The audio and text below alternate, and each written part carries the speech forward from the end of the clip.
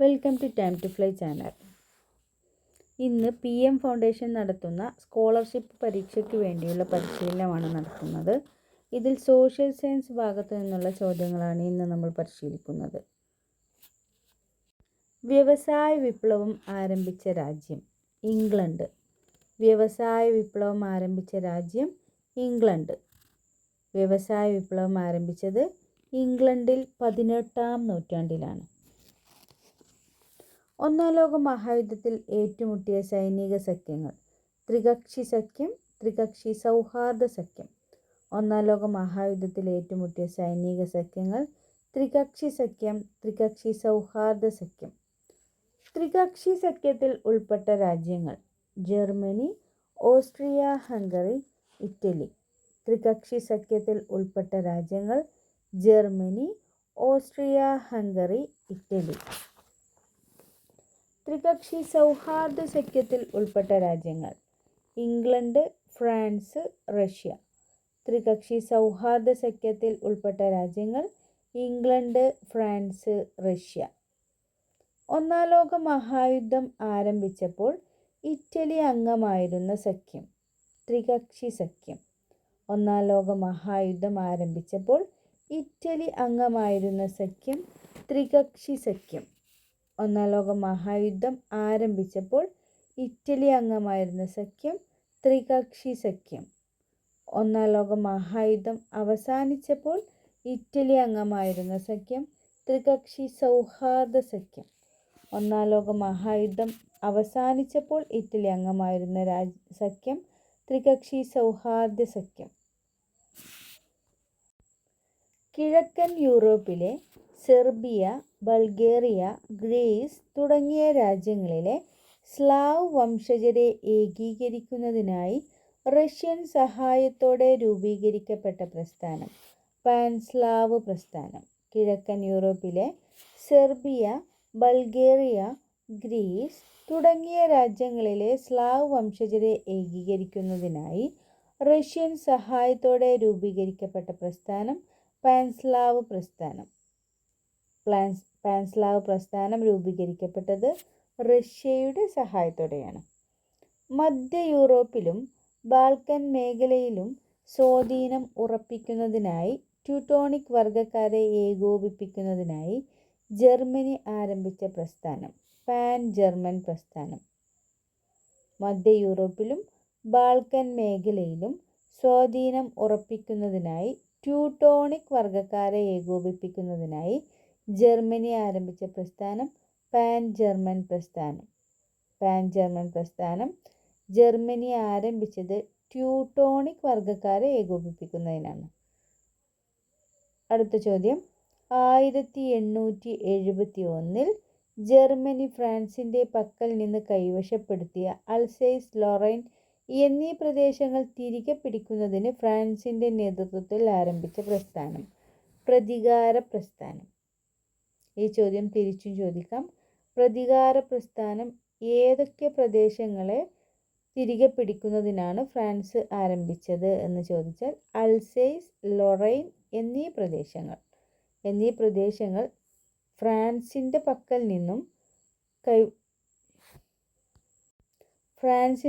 നിന്നും ജർമ്മനി കൈവശപ്പെടുത്തിയതായിരുന്നു. ഇത് തിരികെ പിടിക്കുന്നതിനായി ഫ്രാൻസിൻ്റെ നേതൃത്വത്തിൽ ആരംഭിച്ച പ്രസ്ഥാനമാണ് പ്രതികാര പ്രസ്ഥാനം. അൽസൈസ്, ലൊറൈൻ എന്നീ പ്രദേശങ്ങൾ തിരികെ പിടിക്കുന്നതിന് ഫ്രാൻസിൻ്റെ നേതൃത്വത്തിൽ ആരംഭിച്ച പ്രസ്ഥാനമാണ് പ്രതികാര പ്രസ്ഥാനം. ഒന്നാം ലോക മഹായുദ്ധത്തിലെ ഫ്രഞ്ച് തടവുകാരുടെ കഥ പറയുന്ന ചലച്ചിത്രം ഗ്രാൻഡ് ഇല്യൂഷൻ. ഒന്നാം ലോക മഹായുദ്ധത്തിലെ ഫ്രഞ്ച് തടവുകാരുടെ കഥ പറയുന്ന ചലച്ചിത്രം ഗ്രാൻഡ് ഇല്യൂഷൻ. ഒന്നാം ലോക മഹായുദ്ധത്തിലെ ഫ്രഞ്ച് തടവുകാരുടെ കഥ പറയുന്ന ചലച്ചിത്രം Grand Illusion. All Quiet on the Western Front, Path of Glory. ഈ രണ്ട് സിനിമയും എന്തിനെ പശ്ചാത്തലമാക്കിയുള്ളതാണ്? All Quiet on the Western Front, Path of Glory എന്നീ സിനിമകൾ എന്തിൻ്റെ പശ്ചാത്തലത്തിലുള്ള സിനിമകളാണ്? ഒന്നാം ലോക മഹായുദ്ധത്തിൻ്റെ. ഒന്നാം ലോക യുദ്ധാനന്തരം ജർമ്മനിയുടെ മേൽ അടിച്ചേൽപ്പിക്കപ്പെട്ട സന്ധി വേഴ്സായ് സന്ധി. ഒന്നാം ലോക യുദ്ധാനന്തരം ജർമ്മനിയുടെ മേൽ അടിച്ചേൽപ്പിക്കപ്പെട്ട സന്ധി വേഴ്സായ് സന്ധി.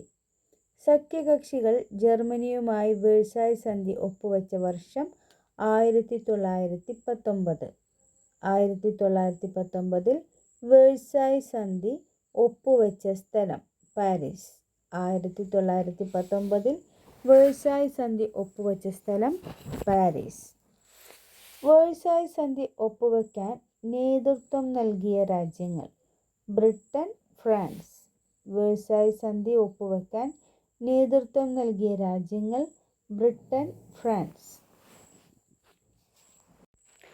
ഫാഷിസം എന്ന ആശയം രൂപം കൊണ്ട രാജ്യം ഇറ്റലി.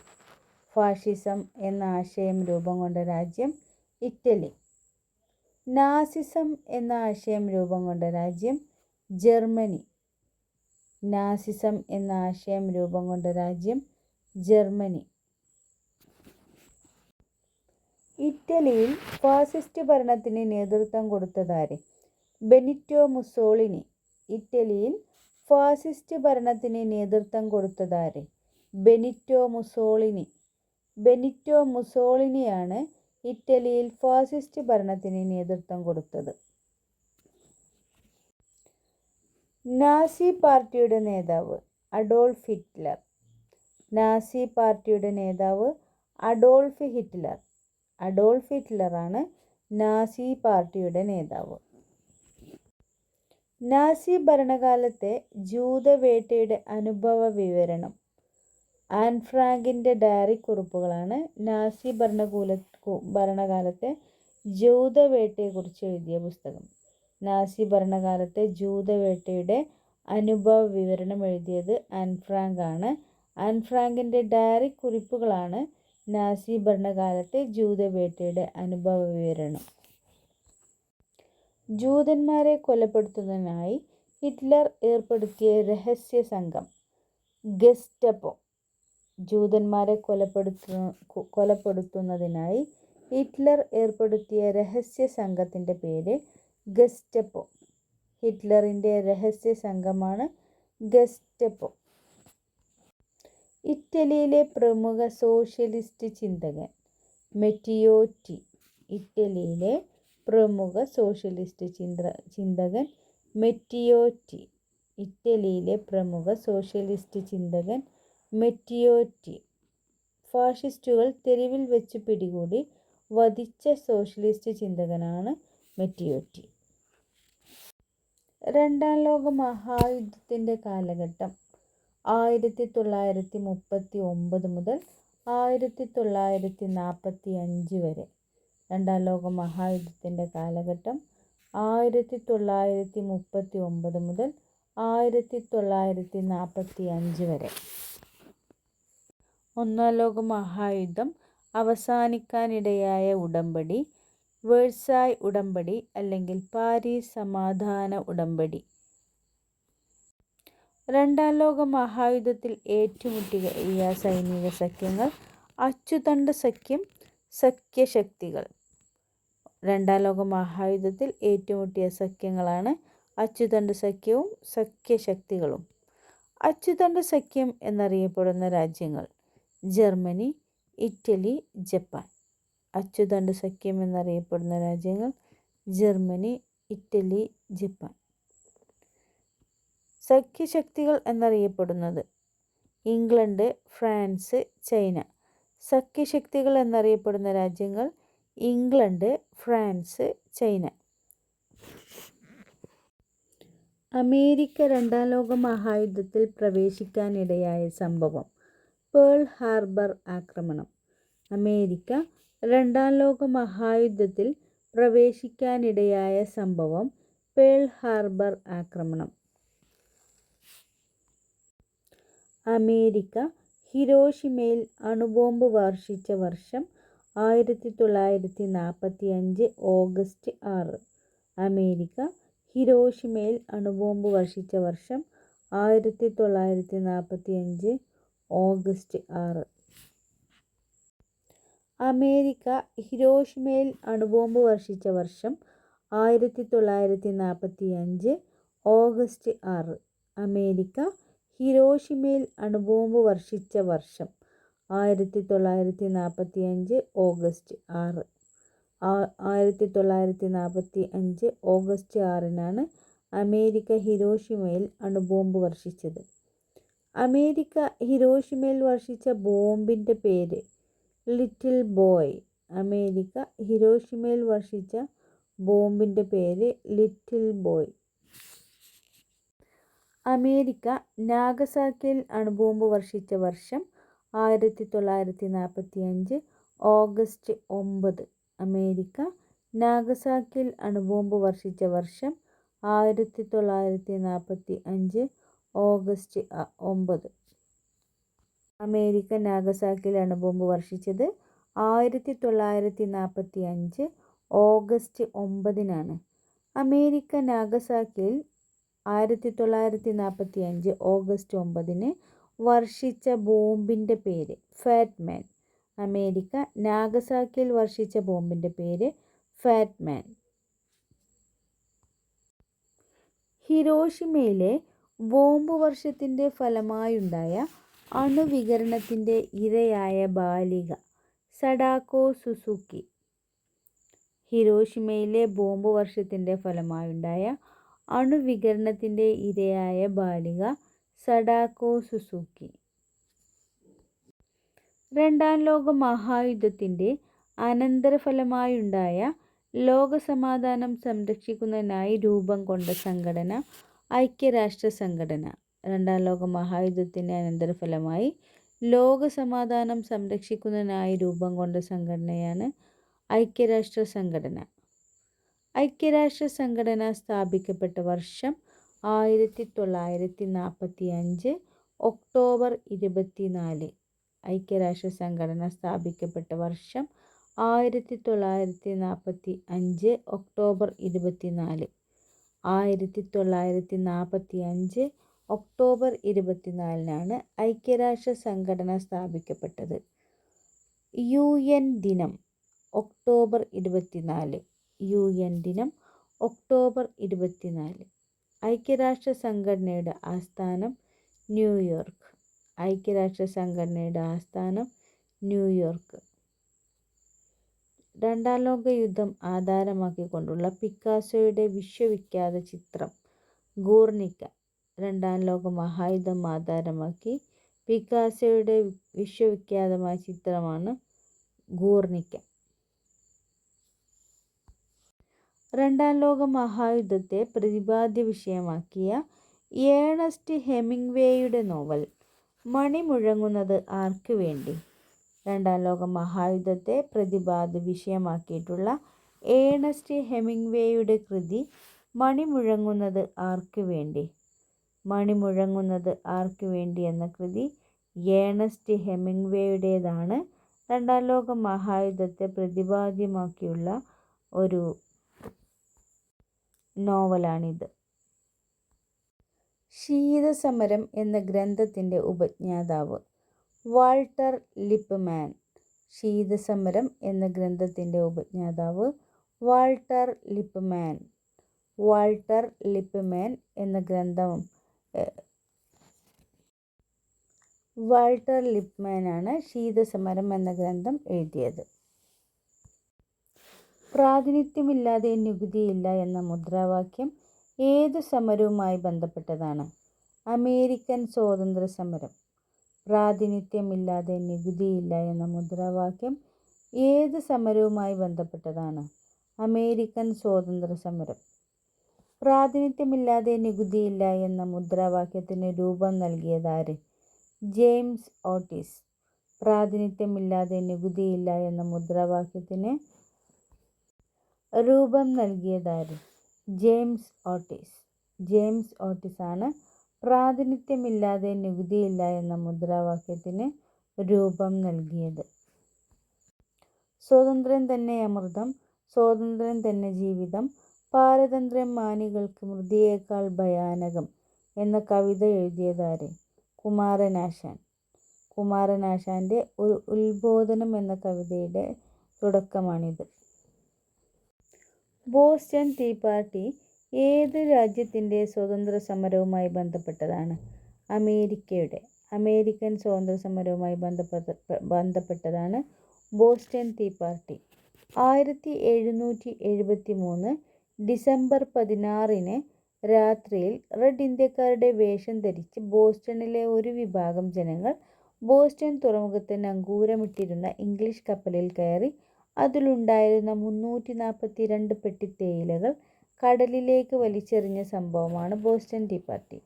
1773 ഡിസംബർ 16 രാത്രിയിൽ റെഡ് ഇന്ത്യക്കാരുടെ വേഷം ധരിച്ച് ബോസ്റ്റണിലെ ഒരു വിഭാഗം ജനങ്ങൾ ബോസ്റ്റൺ തുറമുഖത്ത് നങ്കൂരമിട്ടിരുന്ന ഇംഗ്ലീഷ് കപ്പലിൽ കയറി അതിലുണ്ടായിരുന്ന 342 പെട്ടി തേയില കടലിലേക്ക് വലിച്ചെറിഞ്ഞ സംഭവമാണ് ബോസ്റ്റൺ ടീ പാർട്ടി.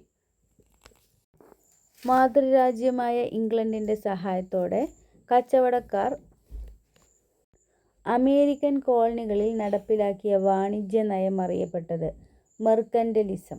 മാതൃരാജ്യമായ ഇംഗ്ലണ്ടിൻ്റെ സഹായത്തോടെ അമേരിക്കൻ കോളനികളിൽ നടപ്പിലാക്കിയ വാണിജ്യ നയം അറിയപ്പെട്ടത് മെർക്കന്റലിസം. അമേരിക്കൻ ഭരണഘടന തയ്യാറാക്കുന്നതിനായി നേതൃത്വം നൽകിയത് ജെയിംസ് മാഡിസൺ. അമേരിക്കൻ ഭരണഘടന തയ്യാറാക്കുന്നതിന് നേതൃത്വം നൽകിയത് ജെയിംസ് മാഡിസൺ. അമേരിക്കൻ ഭരണഘടനാ സമ്മേളനം ചേർന്ന സ്ഥലം ഫിലാഡൽഫിയ. അമേരിക്കൻ ഭരണഘടനാ സമ്മേളനം ചേർന്ന സ്ഥലം ഫിലാഡൽഫിയ. അമേരിക്കൻ ഐക്യനാടുകളുടെ ആദ്യ പ്രസിഡന്റായി തിരഞ്ഞെടുക്കപ്പെട്ടത് ജോർജ് വാഷിങ്ടൺ. അമേരിക്കൻ ഐക്യനാടുകളുടെ ആദ്യ പ്രസിഡന്റായി തിരഞ്ഞെടുക്കപ്പെട്ടത് ജോർജ് വാഷിങ്ടൺ. ജോർജ് വാഷിങ്ടനെയാണ് അമേരിക്കൻ ഐക്യനാടുകളുടെ ആദ്യ പ്രസിഡന്റായി തിരഞ്ഞെടുക്കപ്പെട്ടത്. ആദ്യത്തെ എഴുതപ്പെട്ട ഭരണഘടന തയ്യാറാക്കിയ രാജ്യം അമേരിക്ക. ആദ്യത്തെ എഴുതപ്പെട്ട ഭരണഘടന തയ്യാറാക്കിയ രാജ്യം അമേരിക്ക.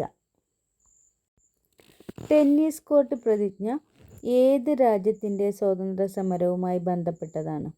ഫ്രഞ്ച്. ടെന്നീസ് കോർട്ട് പ്രതിജ്ഞ ഏത് രാജ്യത്തിൻ്റെ സ്വാതന്ത്ര്യ സമരവുമായി ബന്ധപ്പെട്ടതാണ്? ഫ്രഞ്ച്. സ്വതന്ത്രമായി ജനിക്കുന്ന മനുഷ്യൻ എവിടെയും ചങ്ങലകളിലാണ് എന്നത് ആരുടെ വാക്കുകളാണ്? റൂസോയുടെ.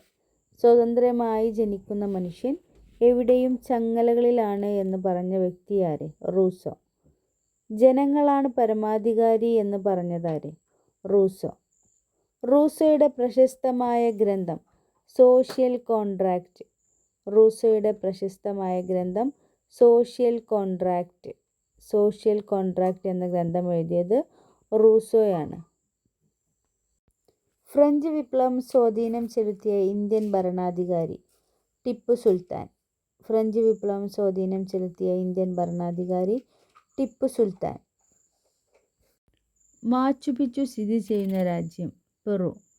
മാച്ചു പിച്ചു സ്ഥിതി ചെയ്യുന്ന രാജ്യം പെറു. തെക്കേ അമേരിക്കയിലെ പ്രാചീന സംസ്കാരത്തിൻ്റെ കേന്ദ്രങ്ങളിൽ പ്രധാനപ്പെട്ട ഒരു കേന്ദ്രമായിരുന്നു മാച്ചു പിച്ചു. ഭൗമകേന്ദ്ര സിദ്ധാന്തം ആവിഷ്കരിച്ച ശാസ്ത്രജ്ഞൻ ടോളമി. ഭൗമകേന്ദ്ര സിദ്ധാന്തം ആവിഷ്കരിച്ച ശാസ്ത്രജ്ഞൻ ടോളമി. ഭൂമിയാണ് പ്രപഞ്ചത്തിൻ്റെ കേന്ദ്രം എന്ന് പ്രസ്താവിക്കുന്ന സിദ്ധാന്തം ഭൗമകേന്ദ്ര സിദ്ധാന്തം. ഭൂമിയാണ് പ്രപഞ്ചത്തിൻ്റെ കേന്ദ്രം എന്ന് പ്രസ്താവിക്കുന്ന സിദ്ധാന്തം ഭൗമകേന്ദ്ര സിദ്ധാന്തം. ഭൂമിയുടെ ചുറ്റളവ് ആദ്യമായി കണക്കാക്കിയ ശാസ്ത്രജ്ഞൻ ഇറാത്തോസ്തനീസ്. ഭൂമിയുടെ ചുറ്റളവ് ആദ്യമായി കണക്കാക്കിയ ശാസ്ത്രജ്ഞൻ ഇറാത്തോസ്തനീസ്. ഇറാത്തോസ്തനീസാണ് ഭൂമിയുടെ ചുറ്റളവ് ആദ്യമായി കണക്കാക്കിയ ശാസ്ത്രജ്ഞൻ. ജോഗ്രഫി എന്ന പദം ആദ്യമായി ഉപയോഗിച്ചത് ഇറാത്തോസ്തനീസ്.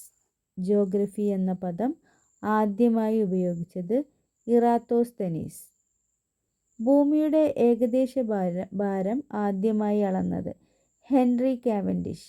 ഭൂമിയുടെ ഏകദേശ ഭാരം ആദ്യമായി അളന്നത് ഹെൻറി കാവൻഡിഷ്. ഭൂമിക്ക് ഗോളാകൃതിയാണെന്ന ആശയം ആദ്യമായി മുന്നോട്ട് വച്ച തത്വചിന്തകൻ? തെയിൽസ്. ഭൂമിക്ക് ഗോളാകൃതിയാണെന്ന ആശയം ആദ്യമായി മുന്നോട്ട് വച്ച തത്വചിന്തകൻ? തെയിൽസ്. ഭൂമിക്ക് ഗോളാകൃതിയാണെന്ന് സ്ഥാപിച്ച ഗ്രീക്ക് തത്വചിന്തകൻ? പൈതഗോറസും അരിസ്റ്റോട്ടിലും. ഭൂമിക്ക് ഗോളാകൃതിയാണെന്ന് സ്ഥാപിച്ച ഗ്രീക്ക് തത്വചിന്തകർ പൈതഗോറസ്, അരിസ്റ്റോട്ടിൽ. പൈതഗോറസ്, അരിസ്റ്റോട്ടിൽ എന്നിവരാണ് ഭൂമിക്ക് ഗോളാകൃതിയാണെന്ന് സ്ഥാപിച്ച ഗ്രീക്ക് തത്വചിന്തകർ.